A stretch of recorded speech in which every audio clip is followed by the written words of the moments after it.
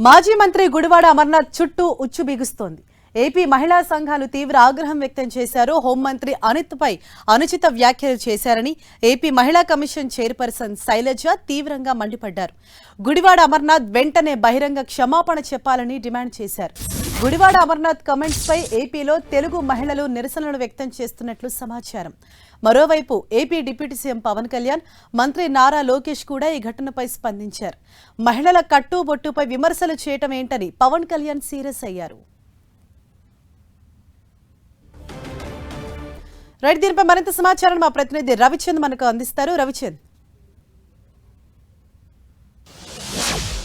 హరీష, ఆంధ్రప్రదేశ్లో గుడివాడ అమర్నాథ్ వైసీపీ నేత మాజీ మంత్రి చేసిన వ్యాఖ్యలు ఇప్పుడు పెను సంచలనంగా మారాయి.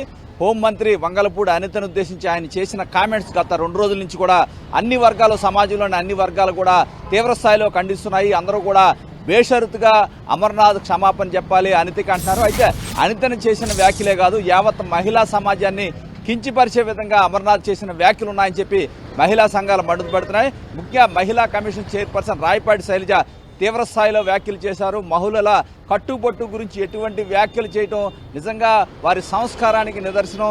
చాలా సీరియస్గా ఈ అంశాన్ని పరిగణించాల్సి ఉంటుంది. ఇమీడియట్గా బేషరతుగా క్షమాపణ చెప్పాలని రాయపాటి శైలజ డిమాండ్ చేశారు. పవన్ కళ్యాణ్ కావచ్చు, నారా లోకేష్ కావచ్చు, కష్టపడి పైకి వచ్చిన వంగలపూడి అనిత లాంటి మహిళ పట్ల ఇటువంటి వ్యాఖ్యలు చాలా దారుణంగా ఉన్నాయి. మహిళా సమాజాన్ని మొత్తాన్ని కూడా కించపరిచే విధంగా ఉన్నాయి. ఈ వైసీపీ నేతల ఏదైతే ఈ నేతల పనితీరు ఈ విధంగానే ఉండి మహిళల పట్ల వారికి ఏ విధమైన గౌరవం ఉందో ఈ సంఘటనే అర్థం పడుతుందని చెప్పి కూడా పవన్ కళ్యాణ్ కావచ్చు, నారా లోకేష్ మండిపడ్డారు. సోమిరెడ్డి లాంటి నేతలు కూడా తీవ్ర స్థాయిలో ఖండిస్తున్నారు.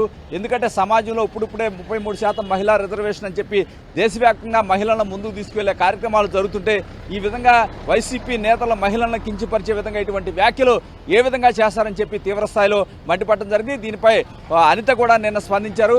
వేరే వేదికపై మాట్లాడతాను, వారికి గట్టి సమాధానం చెప్పాల్సిన సమయం ఉంది, కానీ వేరే సందర్భంలో నేను మాట్లాడతానని కూడా నేను చెప్పిన పరిస్థితుంది.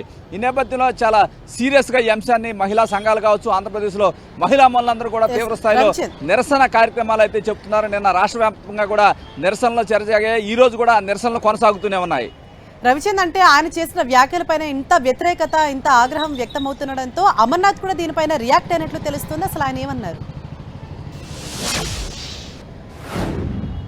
అంటే అమర్నాథ్ ఏదైతే ఆ వ్యాఖ్యల పట్ల మహిళా లోకాన్ని కాదు, నేను అనితను ఉద్దేశించి రాజకీయంగా సమాధానం చెప్పినట్టు చెప్పారు.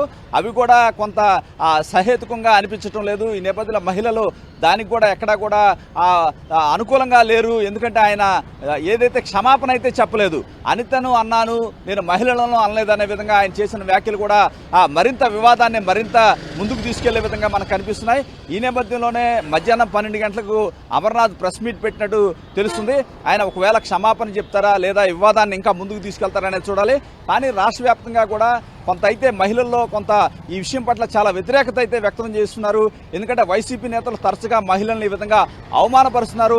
ఎందుకంటే హోంమంత్రి అనితను టార్గెట్ చేశారు. ఆమె గౌరవప్రదమైన స్థానంలో ఉన్నారు. అదేవిధంగా టీడీపీ పాలిట్ బ్యూరో సభ్యులుగా ఉన్నారు.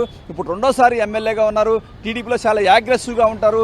మహిళల్లో అతి కొద్ది మంది ఆంధ్రప్రదేశ్లో కొంత ఇండివిజువల్గా కొంత గట్టిగా ఉండి కొంత సమాజంలో పేరు ప్రతిష్టలు ఉన్న అతి కొద్ది మంది వ్యక్తుల్లో వంగలపూడి అనిత కూడా ఒకరని చెప్పుకోవచ్చు. ఆ వ్యక్తిత్వ హననాన్ని చేసే విధంగా, ఆమె మేకప్ల గురించి కావచ్చు, ఆమె వ్యక్తిత్వాన్ని బాడీ షేమింగ్ చేసే విధంగా ఒక పురుషుడు, ఒక మాజీ మంత్రి, ఎందుకంటే సమాజంలో చట్టాలు తెలుసు, మహిళల పట్ల గౌరవించాలి, ఏ రాజకీయ పార్టీ అయినా కూడా అదే చెప్తుంది. కానీ అటువంటి వ్యక్తి వ్యాఖ్యలు చేయడం పట్ల చాలా సీరియస్గా అయితే మహిళా మనులు స్పందిస్తున్నారు.